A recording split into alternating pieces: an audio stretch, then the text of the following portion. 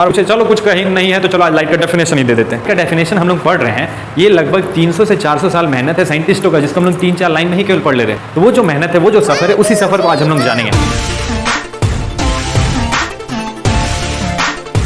तो नमस्कार, सलाम, आप सभी बाबू भैया का आपके अपने YouTube चैनल अध्ययन क्लासेस में स्वागत है। तो जैसा कि हमारा जो पिछला वीडियो था, उस वीडियो में हम लोगों ने लाइट का डेफिनेशन को समझा था, जाना था। अब इस वीडियो में हम लोग ये जानेंगे कि वो डेफिनेशन आया कैसे। तो ऐसा तो हुआ नहीं होगा कुछ कि कोई साइंटिस्ट रात में सोए होंगे, सुबह अंगड़ाई लेते उठे और भाई, और अपने पीए से पूछे, और भाई क्या काम है आज, कुछ है? तो पीए जवाब दिया, कुछ नहीं साहब, कुछ काम नहीं है। तो साइंटिस्ट ये पूछे, चलो कुछ कहीं नहीं है तो चलो आज लाइट का डेफिनेशन ही दे देते हैं। ऐसा तो हुआ नहीं होगा, ऐसा तो बिल्कुल नहीं हुआ होगा। तो जो लाइट का डेफिनेशन हम लोग पढ़ रहे हैं, ये लगभग 300 से 400 साल मेहनत है साइंटिस्टों का, जिसको हम लोग 3-4 लाइन में ही केवल पढ़ ले रहे हैं। हाँ, 300 से 400 साल का मेहनत केवल 3-4 लाइन में। तो वो जो मेहनत है, वो जो सफ़र है, उसी सफ़र को आज हम लोग जानेंगे। तो इस सफ़र में जो सबसे पहला नाम आता है, वो नाम आता है न्यूटन का।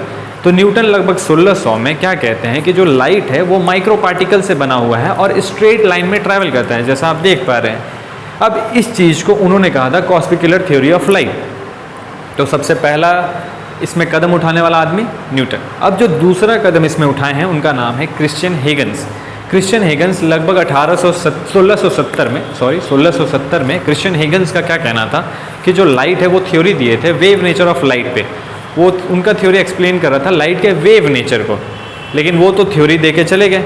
इसको प्रूफ करने वाला जो नाम है, वो नाम है थॉमस यंग। कब? 1827 में थॉमस यंग जो है अपने थ्योरी को इस्तेमाल करते हुए, उनके थ्योरी का नाम था इंटरफेरेंस ऑफ लाइट। इस थ्योरी को इस्तेमाल करते हुए वो ये प्रूफ कर देते हैं कि लाइट के पास कौन सा नेचर है? वेव नेचर है। जो कौन बताया था? क्रिश्चियन हेगन्स बताए थे। तो इसको प्रूफ कौन कर दिया? थॉमस यंग प्रूफ कर दिया इसको कि लाइट के पास वेव नेचर होता है। अब उसी सिलसिले को आगे बढ़ाता हुआ अगला नाम आता है मैक्सवेल। कौन Maxwell? Glenn Maxwell, Australian cricketer ना भैया, वो नहीं। इनका नाम है जेम्स क्लर्क मैक्सवेल। ये क्या कहते हैं? ये इलेक्ट्रोमैग्नेटिज्म पे काम करते हैं, रेडिएशन पे काम करते हैं, और ये भी बताते हैं कि जो लाइट है वेव नेचर ही फॉलो कर रहा है। और यहाँ तक हम लोगों ने रिफ्लेक्शन, रिफ्रैक्शन, पोलराइजेशन, ये सब को एक्सप्लेन कर दिया। लेकिन अभी भी कुछ चीज़ें थी जो अनएक्सप्लेन थी, जैसे Raman effect, Compton effect, photo electric effect. इन चीज़ों का एक्सप्लेन नहीं किया जा रहा था।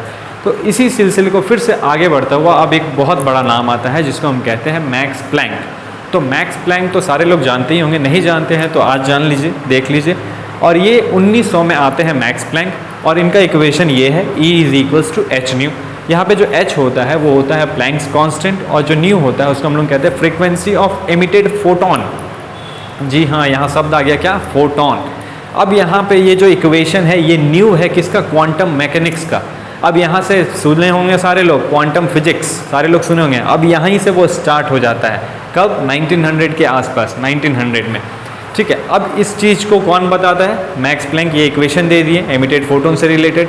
लेकिन हर चीज़ को एक्सप्लेन जो किया गया है, वो किया गया है एल्बर्ट आइंस्टीन द्वारा।